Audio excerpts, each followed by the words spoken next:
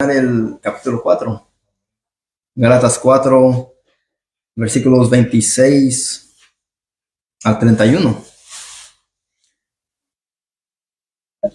¿Se ven cómo tan extenso se convierte un libro, una carta de la Biblia cuando se predica versículo por versículo y lo estudiamos en su contexto, en su totalidad? Creo que hoy es el sermón número 20 de solamente 4 capítulos y todavía nos faltan 2 capítulos, entonces quizás van a ser 30 sermones. Así que Gálatas 4, versículo 26 al 31. Y antes de comenzar, mis amados, pues vayamos en oración a nuestro Dios. Vamos a pedirle a Él que me ayude a mí a predicar su palabra y a ustedes a entender su palabra. Oremos. Padre celestial, Señor, te exaltamos, Señor, te damos la gloria y la honra. Nuestros labios, Señor, se abren para alabarte, para exaltarte, Señor. Esos labios que son impuros, Señor, que no merecen ni son indignos de anunciar tus buenas nuevas, Señor. A ti, Señor, hemos cantado. Esos labios, Señor, han leído tu palabra. Pero, Padre, lo hacemos porque tú eres bueno. Lo hacemos, Señor, porque tú eres un Dios, Señor, que no mira ahora ya nuestras iniquidades. Ya no ve ahora nuestras imperfecciones, nuestros errores, nuestros pecados. Ahora lo que ve, Señor, es la justicia de Cristo, que está, Señor, entre tú y nosotros. Si Cristo, Señor, quitase su justicia, Señor, ciertamente vendría sobre nosotros la condenación eterna. Pero Cristo, Señor, por amor, se entregó por su iglesia. Cristo, Señor, se entregó para salvarnos, para comprarnos, Señor, con su propia sangre. Es algo que el ser humano podría hacer por otro pecador, por un criminal. Solamente Cristo lo ha hecho por aquellos que estaban destituidos de tu gloria, Señor. Nosotros, Señor, que éramos ajenos a tu voluntad, a tu palabra y a tu persona. Nosotros que nacimos, Señor, bajo condenación, ahora, por tu gracia y tu misericordia, hemos obtenido la salvación y el perdón de pecados. ¿Cómo no alabarte, oh Dios? ¿Cómo no cantarte? ¿Cómo no gozarnos, Señor, para leer tu palabra? ¿Cómo no, Señor, estar ansiosos y deseando estar juntos con nuestros hermanos, Señor, si ellos también han sido comprados, Señor, por el sacrificio de Cristo? A veces no entendemos, Señor, y se nos olvida, Señor, tus bondades. Oh, Señor, el favor que tú nos has dado ha sido dado solamente por medio de Cristo Jesús. Nosotros no hicimos nada para obtener tu favor. Nosotros no te buscábamos, oh Dios. Pero Cristo vino para buscar, para salvar lo que se había perdido, que éramos nosotros. Estábamos perdidos, pero tú nos encontraste. Nos viniste a rescatarnos, Señor, a salvarnos a tu tiempo. Por eso, oh Dios, nuestros labios, Señor, indignos e impuros, Señor, ahora te alaban, exaltan, Señor, tu nombre. Oh, Señor, y también te pedimos que nos perdones, Señor, de nuestros pecados, de nuestras maldades, de nuestros pensamientos, Señor, que son pensamientos, Señor, a veces mundanos, pecaminosos. Esa es la verdad. Estamos corrompidos y el pecado todavía mora en nosotros, Señor. ¿Quién nos podrá librar de este cuerpo de muerte sino solamente tú, oh Dios? Solamente tú, cuando estemos en gloria. Cuando estemos ahí en tu presencia, oh Dios, ya no habrá más lloro, ya no habrá más llanto, más dolor, más tristeza, sino serás gozo plenamente. Estaremos, Señor, ahí nosotros alabándote por una eternidad. Tu iglesia, tus santos, los redimidos, tus mártires, oh Dios, los que han muerto por causa de Cristo, Señor, ahí estarán juntamente con nosotros. los que dieron su vida por Cristo, aquellos que nunca negaron su fe en el Coliseo romano, oh Dios, que fueron echados a los leones, que murieron, que fueron desgarrados, Señor, por los dientes de estos leones, Señor, hombres, mujeres y niños, solo por el Evangelio, solo por Cristo. Ahí estaremos con ellos y los miraremos cara a cara, Señor, a ellos, y nos gozaremos. Y, Señor, miramos que ellos sí son dignos de estar ahí en el cielo, pero nosotros, Señor, no somos dignos. Pero, Señor, te pedimos que nos perdones. Perdona nuestra incredulidad. Perdona, Señor, si a veces dudamos de tu poder. Cuando todos los días, Señor, miramos que tú nos bendices a manos llenas sin merecerlo. Oh, Padre, ayúdanos, Señor, porque continuamente estamos luchando con nuestro pecado, con nuestras concupiscencias, con esos deseos pecaminosos, Señor, que todavía, oh Dios, es una lucha interna. Estamos, Señor, infectados de este pecado, oh Dios. Estamos, Señor, rodeados de pecado. Y aún Satanás viene a tentarnos. Estamos en una guerra espiritual, Padre. Ayúdanos. Te necesitamos, Padre. Nuestros corazones se afligen. Nuestros cuerpos se cansan. Y cuando todo eso viene a nuestras vidas, Señor, preguntamos, Señor, ¿por qué? ¿Por qué? Pero tú, oh Dios, estás tratando con nosotros y el cristiano tiene que padecer un poco, así como Cristo padeció. ¿Quiénes somos nosotros para altercar contigo? ¿Quiénes somos nosotros para cuestionarte, Señor? Tú eres perfecto, tú eres santo, tú eres sabio. Solamente ayúdanos y fortalécenos. Oh, Señor, en esta hora te pido por mi familia. Pido que nos des fortaleza a mí, a mi esposa y a mis hijas, Señor. Ayúdanos, Padre. Porque, Señor, la vida de cada ministro, Señor, va a ser de sufrimiento. No va a ser fácil. Nunca ha sido fácil. Te pido por mi hermano Carlos, Señor, ya que él también se dispone para predicar tu palabra, para leerla, para evangelizar. Oh, Señor, yo sé que la lucha vendrá a su vida. En cuanto más entrega haya, Señor, más ataques van a haber. Pero ayúdanos a no temer. Ayúdanos, Señor, a seguir adelante y a hacer tu voluntad. Hacer tu voluntad, Señor, por gratitud. Estamos dispuestos a sufrir, Señor, así como Cristo sufrió.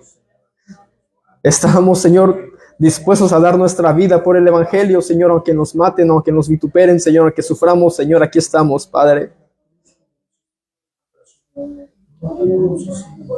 Aquí estamos, Señor. Solamente capacítanos. Oh, Padre, te pedimos aún también que me ayudes a predicar tu palabra, Señor, aunque mi corazón esté afligido, dolido. Ayúdame, Padre. Soy un hombre débil que necesita de tu ayuda. Necesito, Señor, en esta hora, tu poder. Y dependo de ti. Dependo de tu Espíritu Santo. Tú conoces mis sentimientos. Conoces, Señor, mi afligimiento en esta hora. Pero, Padre, tu obra tiene que seguir. Tu palabra tiene que seguir. Cielo y tierra pasarán, Señor, mas tu palabra no pasará, oh Dios. Ayúdame, Señor, a predicarla fielmente. Ayuda a mis hermanos para que ellos también puedan, Señor, escuchar tu palabra, que es una palabra divina, que es una palabra viva y eficaz, Señor, que es poderosa para convertir el alma.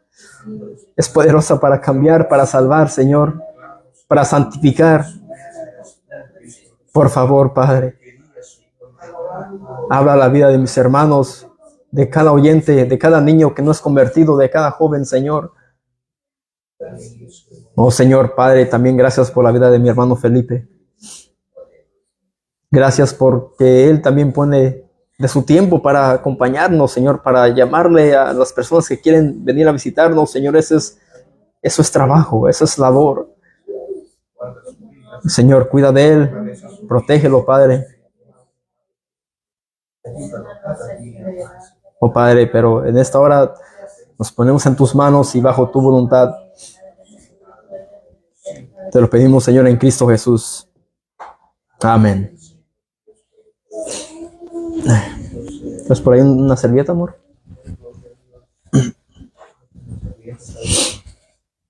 Bueno, estamos en Gálatas 4, versículos 26 al 31. En la semana pasada estuvimos hablando sobre la mujer esclava, que era Agar. Y el apóstol Pablo, pues él usa a esta mujer como ejemplo para decir que ella era una esclava y que la ley esclaviza al ser humano. Pero vamos a leer lo que dice en el versículo 21 hasta el 26, para que hagamos memoria un poco de lo que se predicó el domingo pasado. Gálatas 4, 21. Él pregunta aquí, le pregunta a los Gálatas: decidme, los que queréis estar bajo la ley, ¿no habéis oído la ley? Porque está escrito que Abraham tuvo dos hijos, uno de la esclava y el otro de la libre. Pero el de la esclava nació según la carne, mas el de la libre por la promesa, lo cual es una alegoría. Pues estas mujeres son los dos pactos. El uno proviene del monte Sinaí, el cual da hijos para esclavitud. Este es Agar. Porque Agar es el monte Sinaí en Arabia, corresponde a Jerusalén actual. Pues esta, junto con sus hijos, está en esclavitud. Y aquí está el versículo 26. Mas la Jerusalén, la de arriba, la cual es madre de todos nosotros, es libre. Y el tema de hoy es hijos de la libre. No solamente Isaac fue el hijo de la libre, pero vamos a entrar a lo que se refiere el apóstol Pablo. Después que el apóstol Pablo les habla sobre Agar, la esclava, y su hijo Ismael, él ahora les dice que la Jerusalén, la de arriba, la celestial, es la que representa a Sara, la que tuvo el hijo de la promesa, la esposa de Abraham. Vayamos a Génesis 17.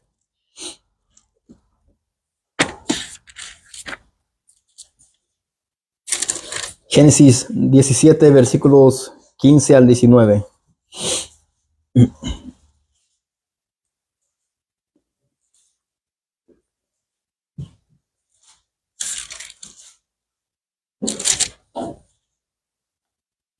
Génesis 17, versículo 15 al 19 dice lo siguiente. Dijo también Dios a Abraham: a Sarai tu mujer no la llamarás Sarai, mas Sara será su nombre. Y eso significa princesa. El nombre de Sara significa princesa. Y dice el 16, y la bendeciré y también te daré de ella hijo. Sí, la bendeciré, dice, y vendrá a ser madre de naciones. Reyes de pueblos vendrán de ella. Entonces Abraham se postró sobre su rostro y se rió. Y dijo en su corazón, aquí vemos que dijo en su corazón él, no lo expresó, sino que lo dijo en su corazón: a hombre de 100 años ha de nacer hijo, y Sara ya de 90 años ha de concebir. Miren la edad de Abraham y de Sara. Él tenía 100 años. ¿Y ella cuántos? 90. Entonces aquí vemos que ella primeramente era estéril. Era una mujer que no podía quedar embarazada. Y Dios le hace una promesa a Abraham y le dice: de ella te daré un hijo. Y él dice: en verdad. Dios, siendo ya un hombre de 100 años y ella de 90. Estamos ya, como dicen, unos vegetones, ¿no? Y estamos avanzados en edad. Ella es estéril. ¿Cómo es posible? Pero esto lo dijo Abraham porque no entendía quién era Dios en real, en verdad. Él Quizás tenía un pensamiento equivocado de quién es Dios, que Dios es quien da la vida, Él es quien la quita. Y es lo que dice él aquí. A hombre de 100 años ha de nacer hijo, y Sara ya de 90 años ha de concebir. Y dijo Abraham a Dios, ojalá Ismael viva delante de mí. Él estaba más poniendo su confianza más bien en el otro hijo de la esclava, porque él ya había visto que ya había nacido, ya estaba él ahí. Pero cuando Dios le hace una promesa a este hombre, la mujer estéril, ya él y ella de edad avanzada, no es posible, Dios. No es posible. Aquí vemos que los hombres de Dios incluso dudaban del poder de Dios. Eran incrédulos. Dios no vino a llamar a personas perfectas que creyesen ciertamente 100% en Él, no. Que fueran perfectos, no. Esos hombres fallaban y dudaban de lo que Dios iba a hacer. Y así somos también nosotros. A veces dudamos de Dios. Vienen momentos difíciles, mis amados, y decimos, Dios, ¿por qué? ¿Por qué no me ayudas? ¿Por qué esa aflicción? ¿Por qué esto, lo otro? Porque nosotros no podemos entender la mente de Dios. Nuestra mente es tan limitada y Dios es sin límites. Versículo 19. Respondió Dios, ciertamente Sara, tu mujer, te dará a luz un hijo, y llamarás su nombre Isaac. Aquí ya le está diciendo Dios a Abraham hasta el nombre que le va a poner. Dio un hijo del que él duda que Dios le puede dar a través de su mujer estéril, ya de 90 años. Ahora Dios me da un nombre que le ponga a mi hijo. Y confirmaré mi pacto con él como pacto perpetuo para sus descendientes después de él.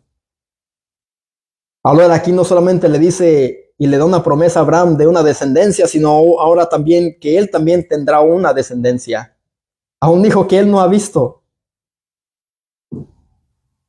Ese es el Dios de promesas. Y lo que Dios promete, mis amados, lo cumplió y lo cumplirá.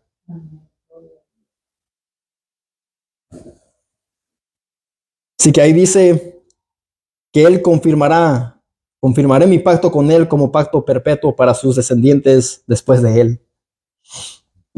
En términos espirituales, Pablo dice que el cielo, la fuente divina de salvación y toda bendición, y el evangelio son la madre de todos nosotros. Todo fue por fe.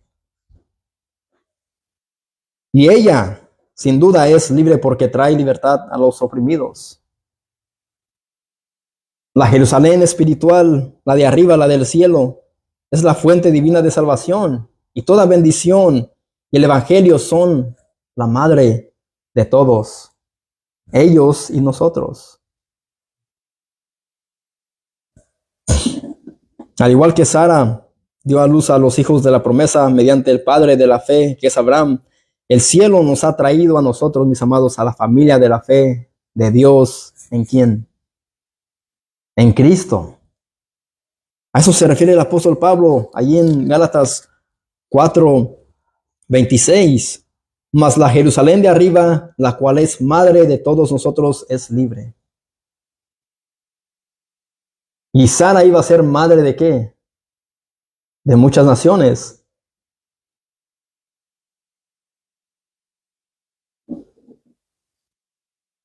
Y recuerden que eso no fue por decisión de Abraham ni nuestra. Dios primeramente le dio un mandato a Abraham y él por fe obedeció. El Espíritu Santo intervino no porque Él es un caballero como muchos dicen, mis amados, sino porque Él es el Dios soberano. Lo que Dios ha hecho en nuestras vidas cuando estábamos ajenos a la voluntad de Dios, Dios intervino en nuestros corazones, en nuestras emociones, en nuestra voluntad, porque Él es el Dios soberano, el Espíritu Santo de Dios, es el mismo Dios. ¿Quién es quien trae convicción de pecado al mundo? Nuestras decisiones, nosotros mismos. La palabra dice el Espíritu convencerá al mundo de pecado. ¿A través de qué?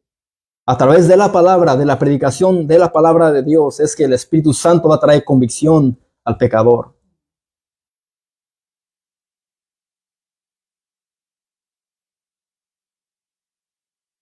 Sin su intervención en nuestras vidas estuviéramos todavía en esclavitud, pero llegó Cristo como lo hizo con el gran apóstol Pablo que iba en camino a Damasco.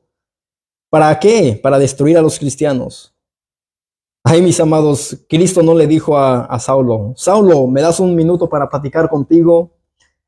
Te pido que no dañes, que no le hagas un mal a mis discípulos, te lo ruego.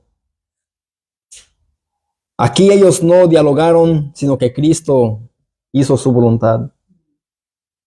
Dios o el Espíritu Santo no es alguien que tiene que pedir permiso para obrar en el corazón, es Dios quien lo hace cuando lo va a hacer. Y la convicción que el Espíritu Santo hace en nosotros o ha hecho en nosotros es quien nos trajo a la familia de la fe de Dios en Cristo. Es por gracia. El Espíritu Santo intervino en todo creyente y nos trajo a la fe salvadora. De esto consiste el Evangelio, que Dios salva por gracia y no por decisión humana, ni por el libre albedrío. Agustín de Hipona dijo, el libre albedrío del hombre no le ayuda en nada excepto a pecar. ¿Por qué? Porque estamos nosotros esclavizados, como hablamos el domingo pasado, somos esclavos del pecado. Una persona que no ha sido regenerada, que no ha sido salva, que el Espíritu Santo no le ha traído convicción en su corazón de pecado, es solamente lo que piensa es en puro pecar y pecar y pecar y pecar. Él decide porque está en esa esclavitud.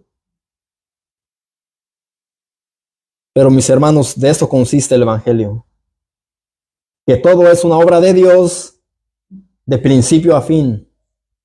La salvación es una obra de Dios de principio a fin.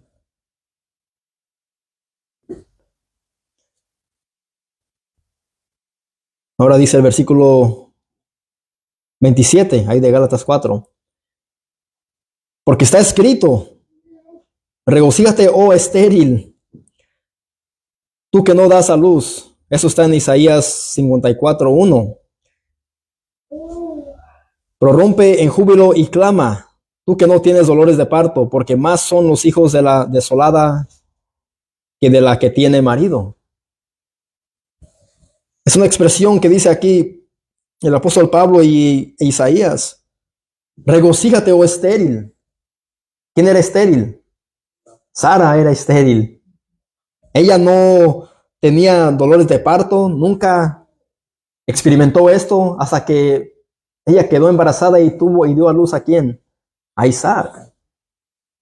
A Isaac. Versículo 28 dice, así que hermanos, nosotros como Isaac somos hijos de la promesa. Aquí recuerden que el apóstol Pablo les está hablando a los hermanos en Galacia. Aquellos que estaban siendo perturbados por quienes, por los judaizantes. Y Pablo a lo que quiere llegar es que todo es por fe, todo es por gracia. No es obra humana o esfuerzo humano. Pablo aquí todavía está hablando con esos hermanos. Así que hermanos, nosotros como Isaac somos hijos de la promesa.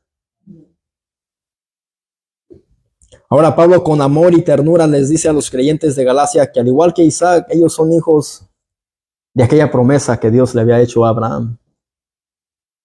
Ellos son descendientes y nosotros somos descendientes de Abraham y de Isaac por fe, espirituales.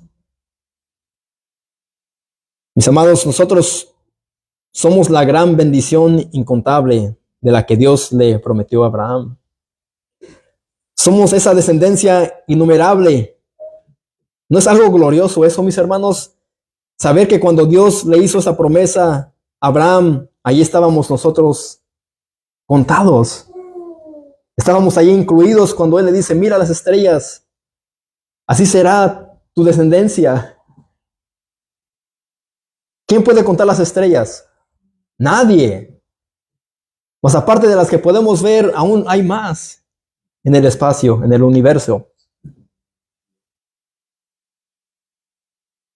Ahí estábamos. Esos mensajes deben de llenarnos de gozo, de alegría.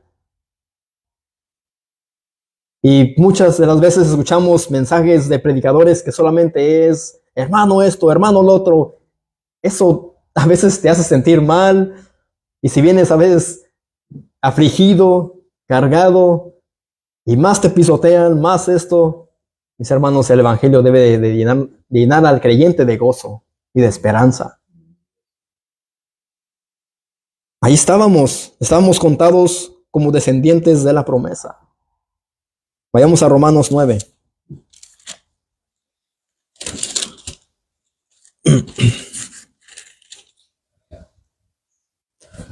Romanos 9, 1 al 9.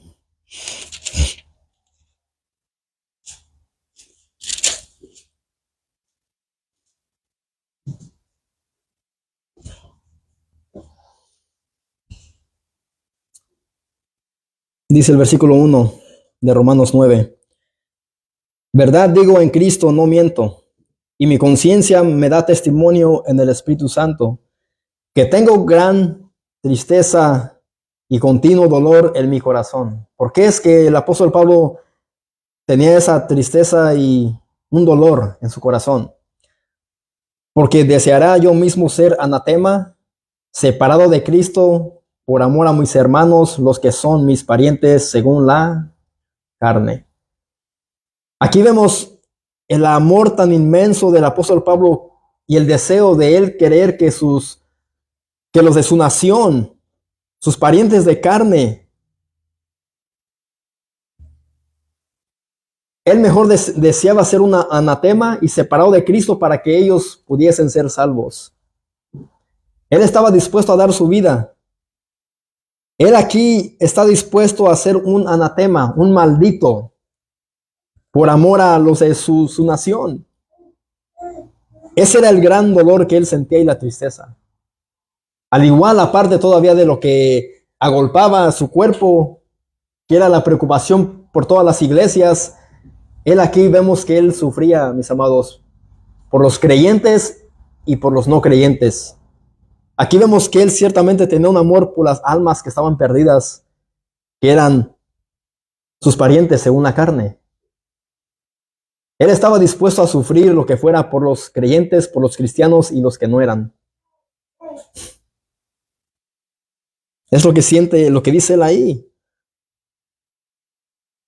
Que son israelitas, de los cuales son la adopción, la gloria, el pacto, la promulgación de la ley, el culto y las promesas, de quienes son los patriarcas y de los cuales, según la carne, vino Cristo, el cual es Dios sobre todas las cosas. Ahí vemos que dice, ¿Cristo es qué? Vino Cristo, el cual es Dios sobre todas las cosas, bendito por los siglos. Amén. No que la palabra de Dios haya fallado, porque no todos los que descienden de Israel son israelitas. Ni por ser descendientes de Abraham son todos hijos, sino en Isaac te será llamada, ¿qué? Descendencia.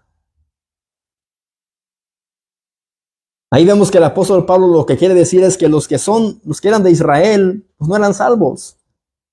No eran israelitas en lo espiritual, en términos espirituales. Y él sufría por ellos. Él dice que él estaba dispuesto a ser un maldito por amor a ellos. Aquí vemos que dice, ni por ser descendientes de Abraham son todos hijos. No todos son hijos de Dios. No todos son hijos de Dios. Los que le recibieron, le dio potestad de ser, ¿qué? Hijos de Dios. Los que creen en Cristo Jesús son adoptados como hijos de Dios. Y Pablo bien sabía que los de Israel, los que no habían creído en Cristo, no eran hijos de Dios. Dice, sino en Isaac te será llamada descendencia. Esto es, no los que son hijos según la carne son los hijos de Dios, sino que los que son hijos según la promesa son contados como que, como descendientes. Los que son contados como descendientes de la promesa de Abraham, o de Dios a Abraham, son los que, mis amados, han creído en Cristo. Es por fe. Y Pablo aquí está hablando sobre la elección de Israel. Pablo aquí está tratando con el mismo tema, con el mismo asunto, un problema también que estaba surgiendo en Roma. Y él también está aquí debatiendo con los judíos. Y él les dice a ellos, ciertamente los que son de Israel no son israelitas. Los que nacen en esa nación no son hijos de Dios. Los que niegan al Mesías no son, no pueden, no tienen el derecho de ser adoptados o ser llamados hijos de Dios porque no creen en Cristo. Ven cómo Pablo era un hombre que hablaba con la verdad y no eran palabras, digamos, ofensivas, pero eran ciertas, y por esa razón es que aún los de su nación odiaban a Pablo. A Cristo también lo odiaron. Los hombres religiosos. Pero aquí vemos que todo es por la promesa. Y ahí vemos que, sino que los que son hijos según la promesa son contados como descendientes. Nosotros somos contados como descendientes de Abraham. Ahí estábamos. En ese entonces, cuando Dios le hizo la promesa a Abraham, ahí estábamos nosotros ya contaditos. Qué privilegio, ¿no? No todos tienen ese privilegio.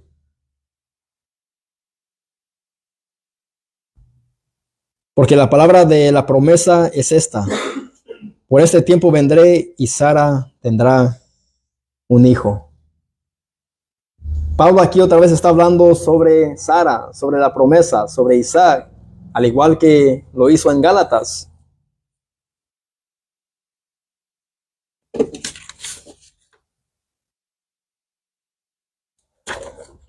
Regresemos a Gálatas 4.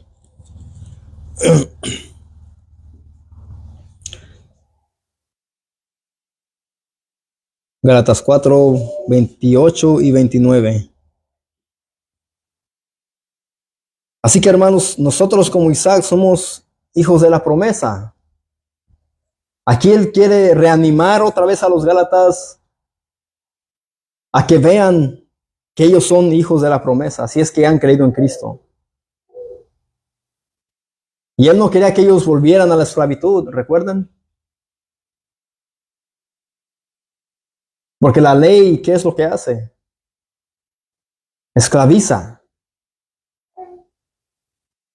Todos los que están bajo la ley están bajo maldición. ¿Por qué? Porque nadie puede cumplir la ley. Pero recuerden que la ley es santa. La ley en sí no es maldición, sino los que están bajo la ley, los que tratan de cumplir la ley, están bajo maldición porque nadie puede cumplirla. Solamente los 10 mandamientos, ¿quién los puede cumplir? Nadie. Y aparte de las leyes que Dios le dio a su pueblo, las leyes ceremoniales, los sacrificios, las dietas, y sus vestimentas de ellos no podía ser como algodón con otra tela mezclada, no. Las leyes eran estrictas. Y es lo que Pablo está tratando una y otra vez. Versículo 29. Pero como entonces el que había nacido según la carne perseguía al que había nacido según el Espíritu, así también ahora. Gálatas 4, 29. Él aquí ahora dice, pero como entonces el que había nacido según la carne, ¿quién nació según la carne? El hijo de la esclava de Agar.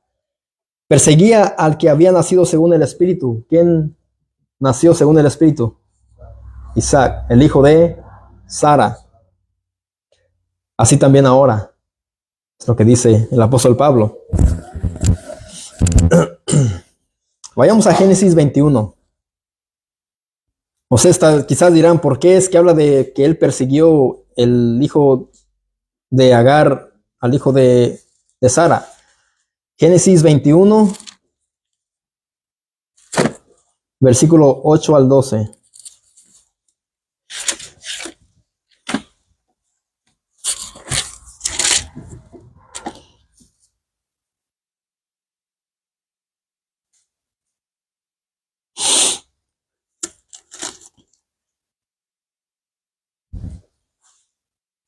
Aquí está hablando sobre que Agar e Ismael son echados de la casa de Abraham.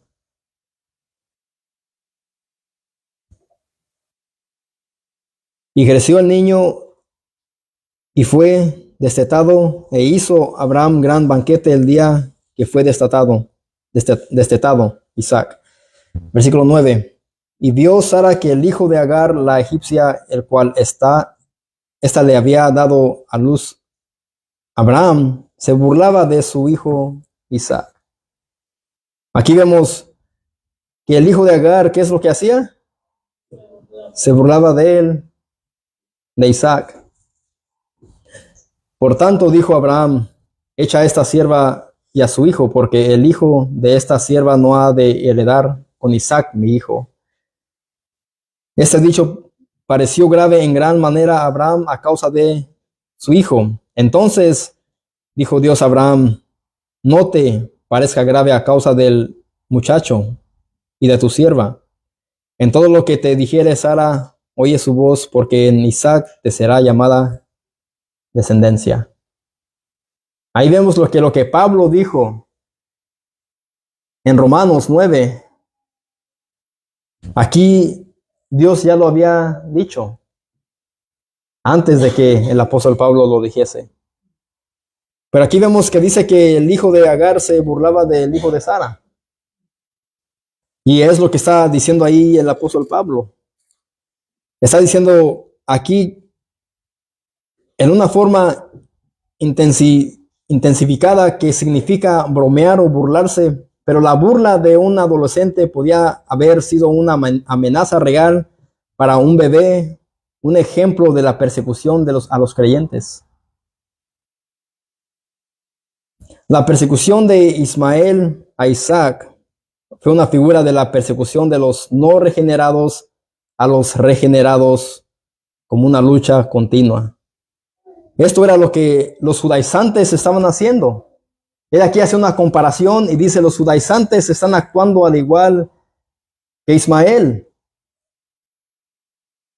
yendo tras los creyentes de Galacia para reducirlos a esclavitud. Ellos eran los no regenerados que los habían perturbado con las obras de la ley. Por eso es que el apóstol Pablo aquí dice esto. Pero como entonces el que había nacido según la carne perseguía al que había nacido según el Espíritu, así también ahora, así como ese niño se burló del otro niño, ya era llamado o visto como una persecución, como una burla. Y ahora es lo que estaba sucediendo en los creyentes en Galacia, con los judaizantes. Aquí Pablo hace una comparación. Ellos estaban perturbando a los hermanos de ahí. Mis hermanos, ¿quiénes eran los que perseguían y querían matar a Cristo?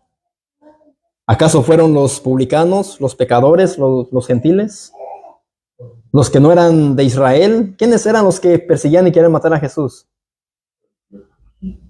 Los judíos. Y es lo mismo que estaba pasando ahí. Vayamos a Juan. Juan 10.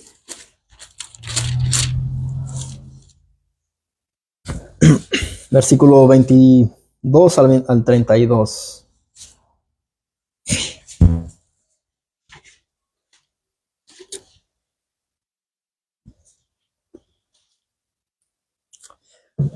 El Evangelio de Juan, capítulo 10, versículo 22 al 32.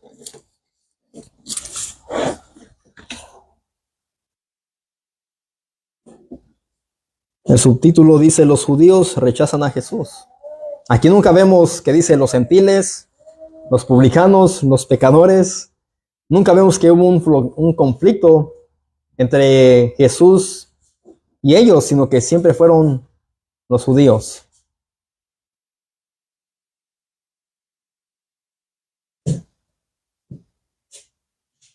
Celebrábase en Jerusalén la fiesta de la dedicación, dice, era invierno, y Jesús andaba en el templo por el pórtico de Salomón, y le rodearon los judíos y le dijeron: ¿hasta cuándo nos perturbarás el alma? Si tú eres el Cristo, dínoslo abiertamente. Aquí vemos que eran los judíos. Juan 10, 22. Aquí vemos que ellos estaban siendo, ¿qué? Turbados. Quizás por lo que Cristo estaba haciendo, lo que él, o quien él decía que él era el Hijo de Dios. Y eso traía turbación al alma de los judíos. Versículo 25. Jesús les respondió: os lo he dicho y no creéis. Las obras que yo hago en el nombre de mi Padre, ellas dan testimonio de mí. Pero vosotros no creéis, porque no sois de mis ovejas, como os he dicho. Aquí vemos que ellos no entendían lo que Cristo hablaba. ¿Por qué? Porque no eran de sus ovejas. No dice porque no quieren ser mis ovejas. Ustedes decidieron no ser mis ovejas porque no son de mis ovejas. Dice versículo 27, mis ovejas oyen mi voz, yo las conozco y me siguen. Él dice que sus ovejas oyen la voz de él y él las conoce y me siguen. ¿Quiénes fueron los que siguieron a Jesús cuando él les hizo el llamado? El estudio de cada miércoles. Los discípulos, los pecadores, Mateo, todos ellos.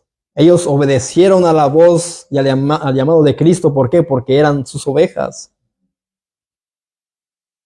Él casi no vemos que Cristo le hizo un llamado a un hombre estudiado, religioso, que se creyese perfecto. Un joven rico, ¿qué fue lo que hizo? ¿Rechazó? ¿Escuchó la voz de Jesús o no? No la escuchó. Él amaba más sus bienes terrenales, su dinero, su tesoro, todo eso. Pero Cristo llama a 4 pecadores y le siguen, dejan todo, no importándole su oficio, que eso iba a ser su heredad de ellos. Mateo obedeció a Cristo, a su llamado, dejando su buen trabajo y le siguió. Y yo les doy vida eterna, dice Cristo. Él es quien da vida eterna. Y no perecerán jamás. Así que el que es oveja de Cristo conoce su voz y él la conoce y esa oveja le sigue. Y él, aparte de eso, le da vida eterna, dice. Y dice, no perecerán jamás. No se perderán. Y si creemos a lo que Cristo dice en todo, debemos de creerle también en esto. Y aquí vemos claramente que la salvación, mis amados, no se puede perder. Uno sí se puede quizás a veces caer en pecado, como lo hizo el rey David. Pero de que los perdamos, aquí dice él, y no perecerán jamás, ni nadie las arrebatará de mi mano, es lo que dice Cristo. Eso es, mis amados, algo glorioso.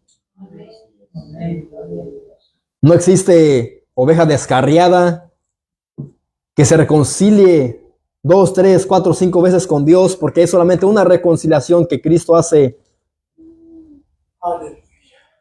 con el pecador y con Dios. Hay solamente una sola reconciliación, no hay muchas, como a veces escuchamos. Hemos visto que muchos dicen, me quiero reconciliar otra vez con el Dios, con el Señor. No depende del ser humano. Si has pecado, si has fallado ahí, tienes que venir arrepentido y pedirle perdón a Dios. Y si eres oveja de Cristo, pues le seguirás. Y si no, pues te perderás. Es tan fácil y claro como eso. No podemos nosotros burlar a Dios. ¿Somos hijos de Dios o no? ¿Somos de la promesa o no? Y aquí es lo que dice Jesús. Y yo les doy vida eterna y no perecerán jamás, ni nadie las arrebatará de mi mano. Mi Padre que me las dio es mayor que todos y nadie las puede arrebatar de la mano de mi Padre. Nadie, ni el diablo, ni el pecado. Sí vamos a sufrir, a batallar, a ser afligidos, pero mis amados, estamos seguros en las manos de Dios.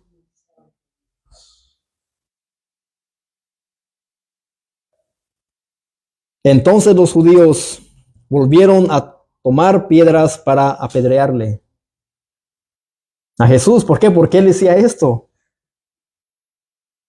Porque ellos bien sabían que no eran ovejas de él y esas palabras turbaban el alma de estos judíos.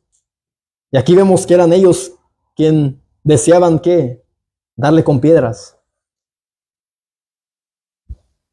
Jesús les respondió, muchas buenas obras os he mostrado de mi Padre. ¿Por cuál de ellas me apedreáis?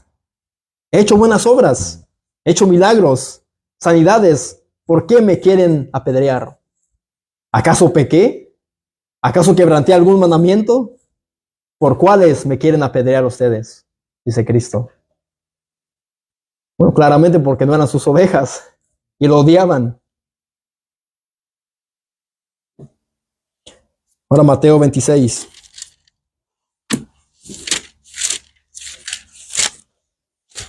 Mateo 26, 1 al 4.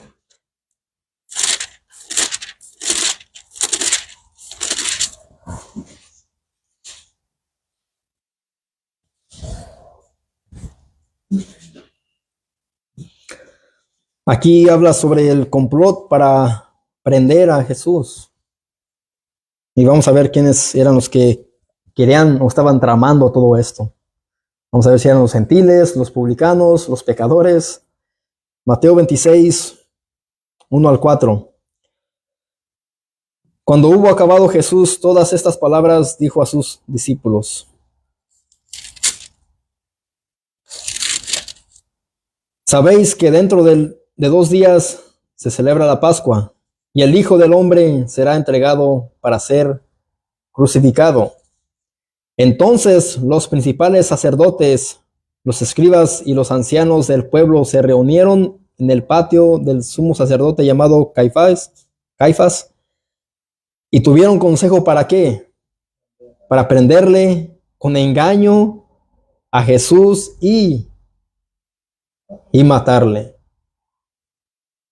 Ellos aquí estaban tramando algo para arrestar a Jesús, pero ¿en qué forma? ¿Con verdad?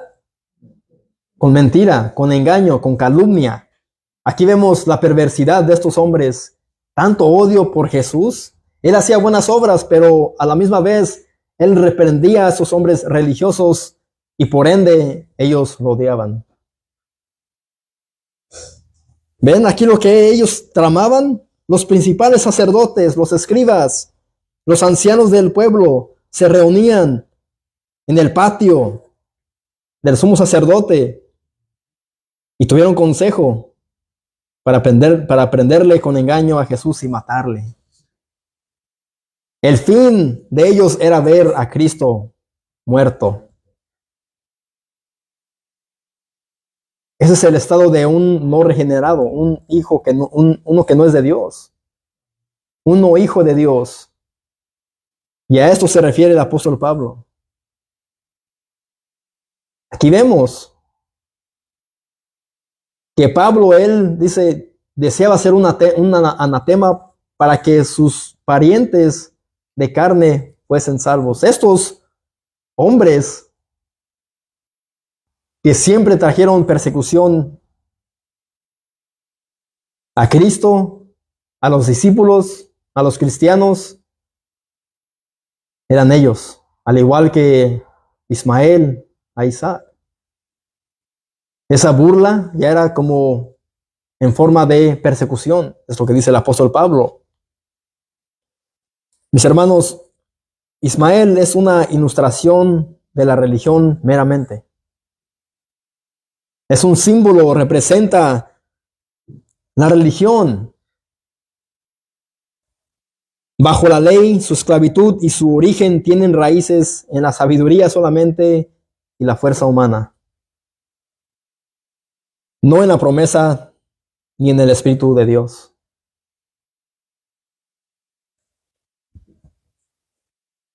¿Y esto le puede pasar a personas dentro de las iglesias? Sí, nos puede pasar.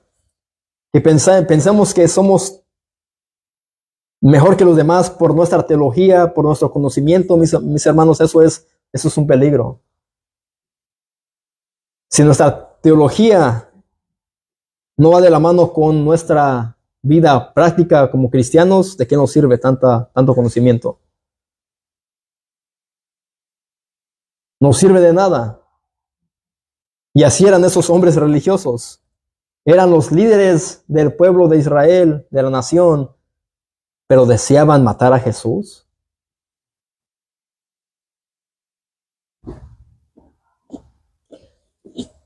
De eso está hablando el apóstol Pablo en Gálatas 4:29. Pero como entonces el que había nacido según la carne perseguía al que había nacido según el Espíritu, así también ahora.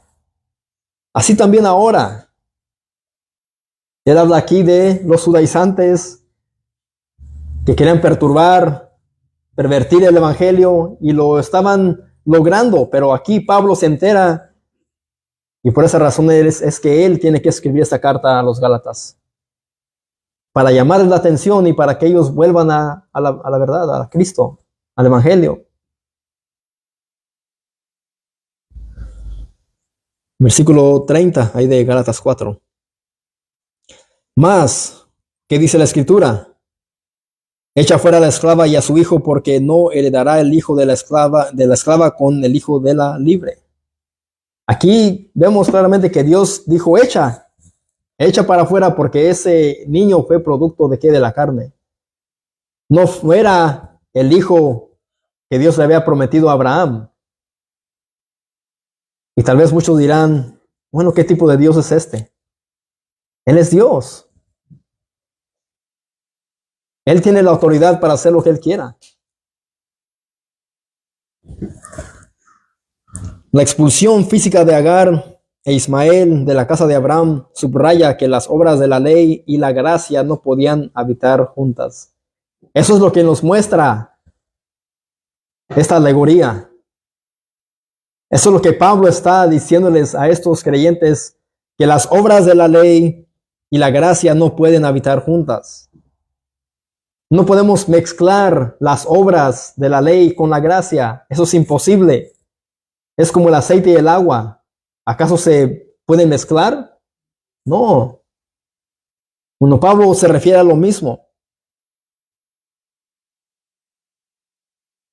El catolicismo romano, ellos hacen pensar o enseñan que la obra de Cristo se puede añadir a los sacramentos religiosos. Eso es lo que ellos creen. Que la obra de Cristo no es suficiente, pero tienen ellos que hacer otras obras para salvarse. Algunos evangélicos también hacen lo mismo. Piensan que es la obra de Cristo más tu esfuerzo humano. Si no, te vas a perder. Muchos evangélicos han caído en ese mismo error. Cristo ya hizo su parte, tú haz la tuya. si no te perderás. Mis amados, el Evangelio es que hemos sido salvos por gracia, no por obras para que nadie se gloríe.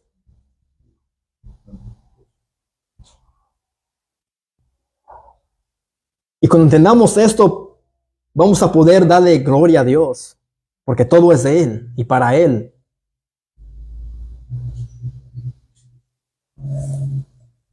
La ley ciertamente trae esclavitud, pero el Evangelio por medio de la gracia trae ¿qué? Libertad. Por esa razón Pablo dice, no volváis a la esclavitud, no vuelvan a las obras de la ley.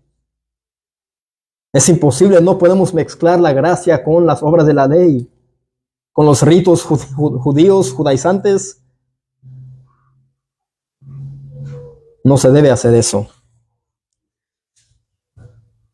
¿Acaso lo carnal se puede mezclar o se debe mezclar con lo espiritual? ¿Lo del mundo se puede mezclar con las cosas de Dios?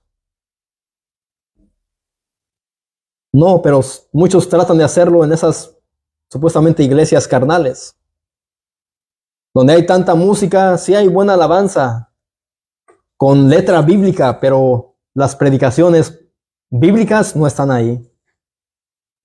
Y ahí vemos a lugares llenos de mucho joven que alaban a Dios, pero sin la predicación del Evangelio, mis amados, no va a haber salvación, no va a haber convicción de pecado. La salvación no es a través de emoción, no es a través de la música, no es a través de las luces, de los eventos, es a través del Evangelio de Jesucristo.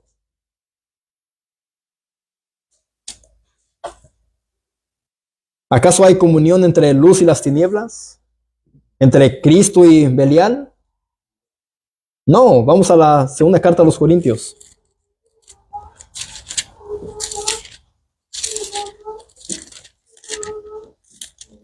Capítulo 6.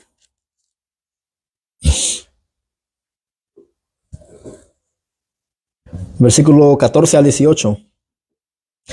Es lo último que voy a leer. Segunda a los Corintios, capítulo 6, versículo 14 al 18.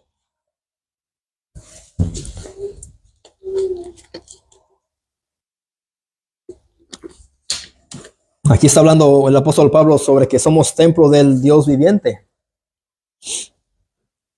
Primeramente, Pablo dice, no os unáis en yugo desigual con los incrédulos.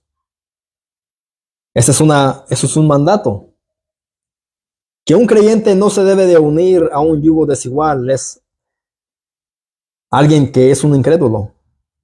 No puede un cristiano o una cristiana casarse o unirse a un hombre o una mujer que no sean cristianos, que no tengan la misma fe, que no crean que solamente en Cristo hay salvación.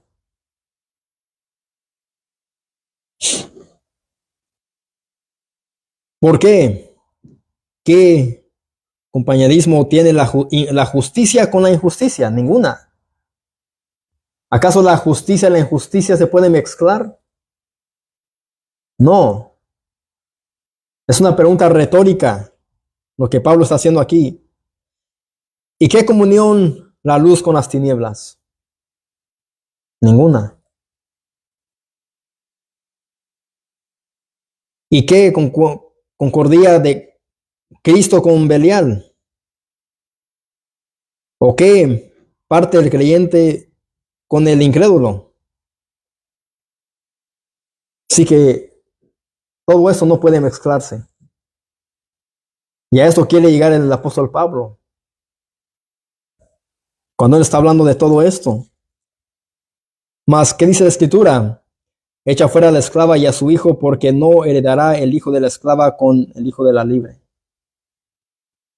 Por esa razón es que Dios le dice, échalos fuera. No pueden habitar juntos. No pueden estar en el mismo hogar, en la misma casa. No se puede.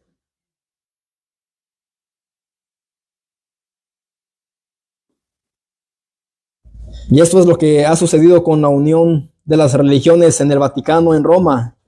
el ecumenismo. No sé si han escuchado eso, donde van los musulmanes, hombres religiosos, y van y le besan la mano al Papa, no sé qué tanto hacen. Y el Papa, pues, se dice ser cristiano, creyente, pero ya cuando se van mezclando todas estas cosas, religiones y ideas, solamente quieren formar un gobierno mundial o algo así, ¿no? Y quieren mezclar las religiones, pero la iglesia de Cristo no debe hacer tal cosa. Nosotros tenemos que estar separados de ellos para no mezclar nuestra fe con sus creencias, con tradiciones, con ideas. Somos la iglesia de Cristo. No podemos mezclarnos con las tinieblas, ni con los que niegan a Cristo, su evangelio y su sacrificio.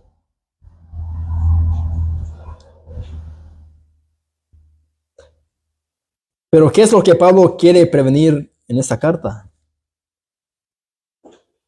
Que los Gálatas no vuelvan a la esclavitud de la ley. Agar, la ley, esclaviza, pero Sara, la gracia, es en Cristo que liberta a sus hijos.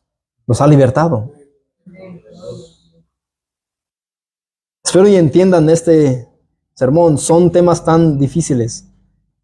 Y yo trato lo mejor para hacerlo lo más fácil para que se entiendan, pero espero que entiendan lo que Pablo está tratando de decirles a esos hermanos.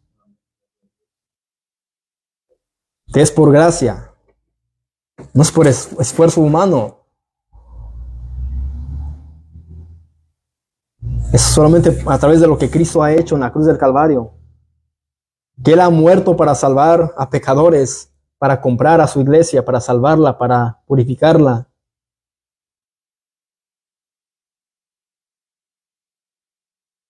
Así que, mis hermanos, eso debe traernos gozo, que somos hijos de la libre,